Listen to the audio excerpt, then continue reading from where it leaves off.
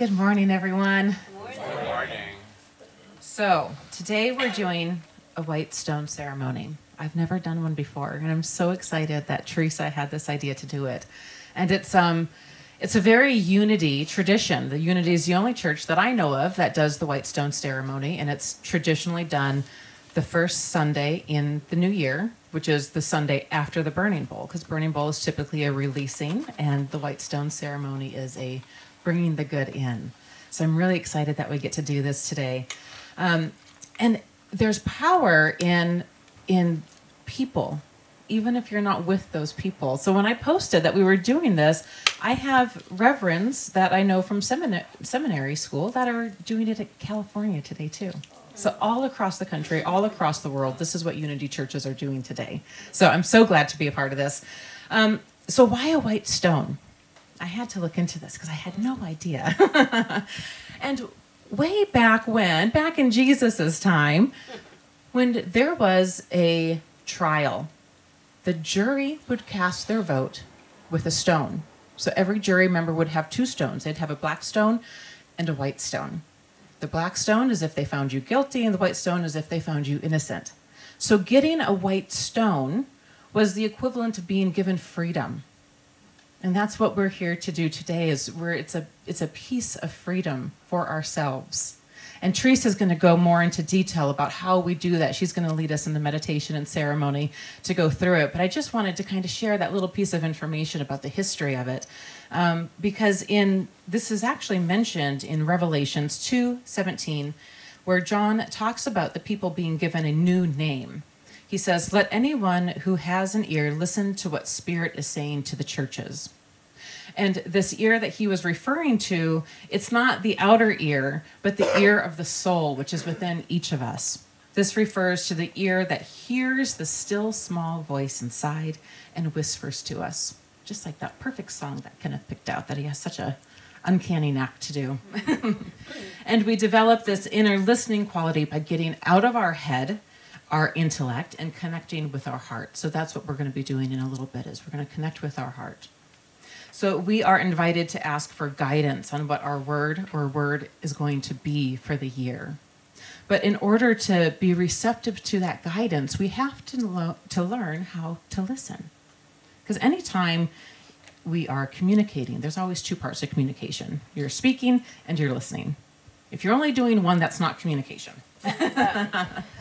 So Ernest Holmes wrote in Science of Mind, in the section about finding the Christ within, he wrote this a couple pages I'm going to read, narrowed down, that really go into how Jesus learned to listen. And I thought it was so relevant and so beautiful. God is the infinite spirit, the limitless conscious life of the universe, the one infinite person with whom all people live, the one indivisible whole.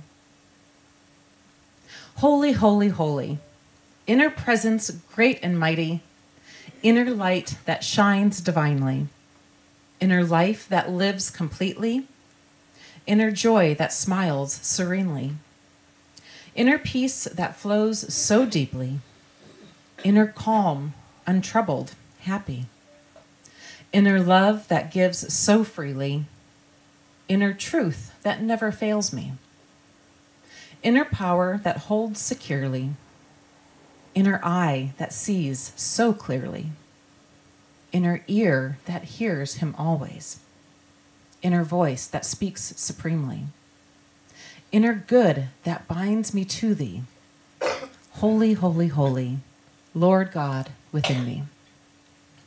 All of that is within. Because we know here at Unity that God isn't something out here. God is in here. God is in our heart. He is in our soul. He's in our mind, our thoughts, our words, our prayers. God is within. Holmes goes on to say that we must not look afar to see the Christ, for he is ever near at hand. He is always within us. To the individual, there can never be any power, truth, or life unless he is able to realize and recognize it. We have to be able to recognize the God within to truly live a fulfilled life. Jesus stands alone as a man who knew himself and was cognizant of his relationship to the perfect whole. In the ecstasy of self-realization, he proclaimed the truth to be working through him. Jesus spent much of his time communing with his own soul, for it is through our inner thought that we contact God. To this remarkable man, out of the silence of his own soul came a direct revelation of his sonship, his oneness with God. Back of the conflict of ideas, back of the din of external life and action, back in the innermost recesses of the uplifted thought and silent contemplation, there is a voice ever proclaiming, "This is my beloved Son." And that voice is everyone's voice. Seldom does this voice penetrate our outer world of human experience. Seldom does anyone allow it to perfectly express through him. I know I'm guilty of that. Seldom allow it. I wish I could allow it more. I'm trying. But we must listen. We must learn to listen for this voice. Whether we call it a consciousness, intuition, or whatever you will, it is there. That voice is there. No man need go unguided through life, for all are divine at the center and all are images of the Most High. We all have equal access to this unguided voice of God within. We just have to listen. As the external Jesus gave way to the divine, the human took on the Christ spirit and became the voice of God to humanity. How wonderfully he did this. It constitutes the history of Christianity and much of the enlightenment of modern civilization, which is true. No person, I should say, has ever made a greater influence on this world than Jesus did. You could have all the rulers throughout history combined, and they haven't changed the world as much as this one person did. And yet, it would be a grave mistake to suppose that he was different from any other man. He was a man who knew himself and his direct relationship to the whole. This was the secret of his success. That is the only difference between you and Jesus, is that he fully recognized his oneship with God. He fully recognized the God within. To think of Jesus as being different from other men is to misunderstand his mission and purpose in life. He was a way shower and proved his way to be correct. His method was direct, dynamic, and powerful, yet extremely easy and simple to understand. He believed in God in himself as power and reality. Believing in God within, he was compelled to believe in himself. So I'm going to read that last sentence again because it's a powerful one. Believing in God within, he was compelled to believe in himself. Because how can you not believe in yourself if you believe that God is within? You can't. You can't. So the more that we can learn to embrace that oneness with God, that unity, the more we get to express it. So, Teresa's going to lead us into the next part, where we will learn, go within and listen.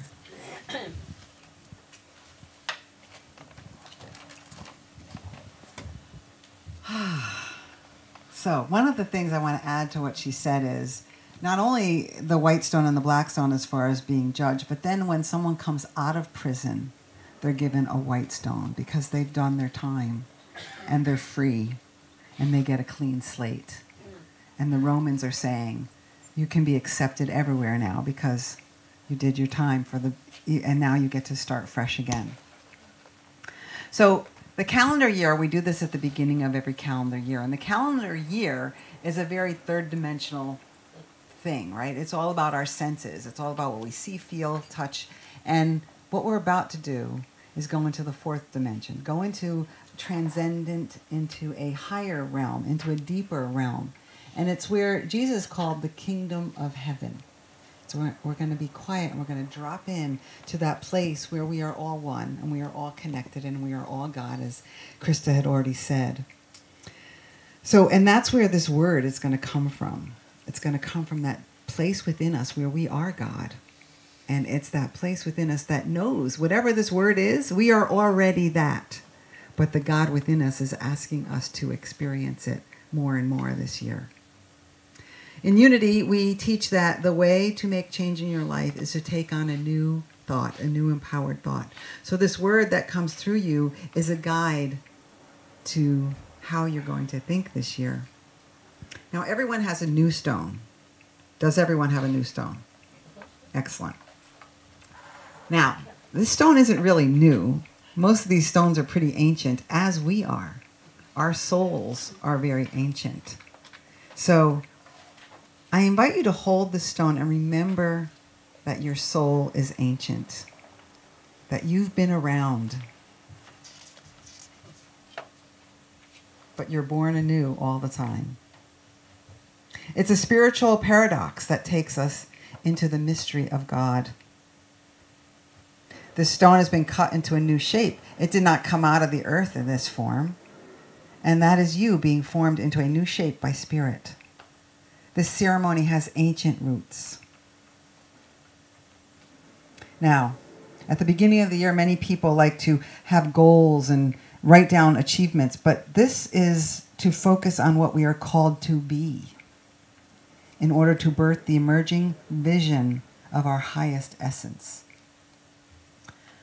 So hold your stone and remember you are starting with a clean slate. This stone represents that clean slate, and it signifies your freedom. So what's going to happen is I'm going to guide you into the silence, and then Kenneth is going to have a little bit of music, and then we're going to have some complete silence. And then we're going to be brought back in with some more music, and then I'm going to talk for a little bit. So if you feel comfortable, please close your eyes. We will make a quiet place for revelation between Spirit and us. Take this opportunity to arrange your body in a way that's comfortable and supported so that you are alert and awake. Connect with your inner body, with your breath.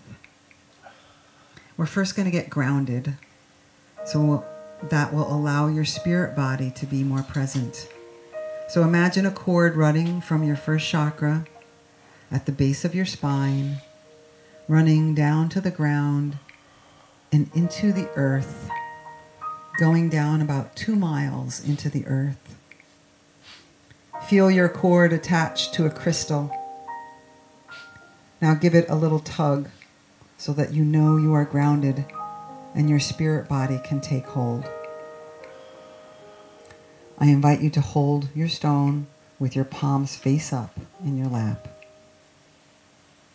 As you breathe, imagine you are breathing in through your hands, as if you are drawing your breath through the palm of your hands, drawing that nourishing, revitalizing, restoring breath of the source of your being up through the palm of your hands. As you have your awareness on your hands, notice what you notice. Do you feel a tingling, warmth, cold? Simply notice what you notice. Feel the weight of your stone in your hand. It is a part of you, yet separate. It is ancient, yet new as your soul. There is something waiting to be revealed. So this stone in your hand represents a new beginning, a fresh start. We are not defined by our past. We are constantly being born anew.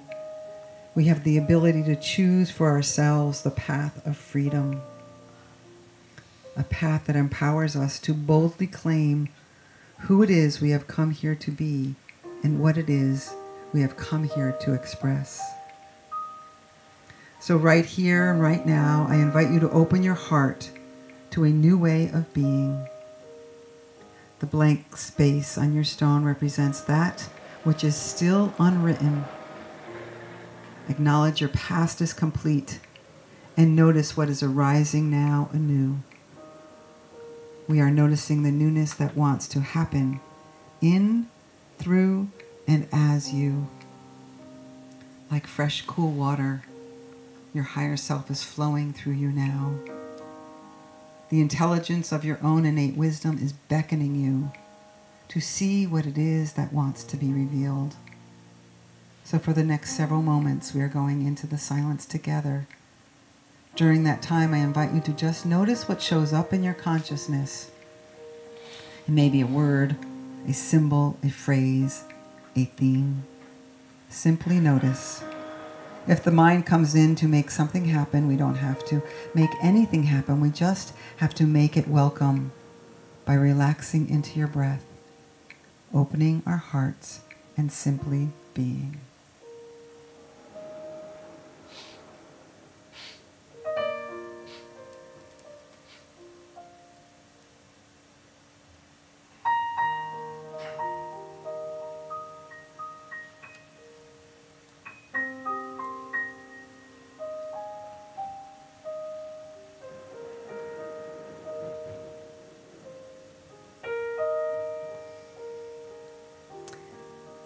Take a breath. As you come back to this room, stay connected.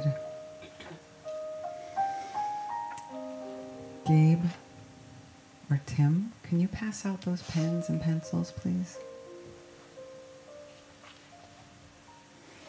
If no word came, it does not mean you have done anything wrong. Your higher self, your inner wisdom will not keep the next step of your unfoldment a secret. There'll be pens coming around. I don't know that there's one for everybody, so just share. But you want to write your word on your stone. Once you've written your word, gaze upon your word.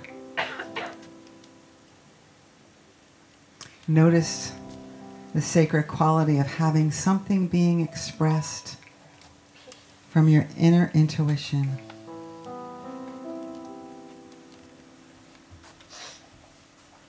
From your own Christ consciousness that is being uniquely expressed as you.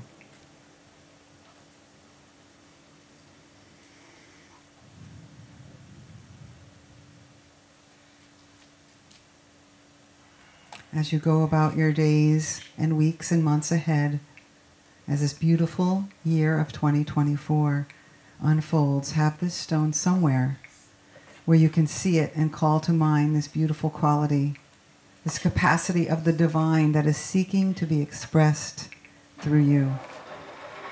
Know that whatever you have written on your stone, you can express because it is already there. It is already in you. It is already a part of you. This is your higher self saying, this is you. The universe and those of us around you want to see it because we all need each other's gifts. As we close our time in meditation, we turn within to our heart space and thank yourself for coming to this ceremony.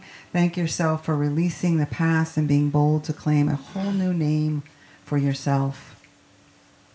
As the Christ consciousness that is expressing itself through everyone in this room, we are grateful. And so it is. Amen.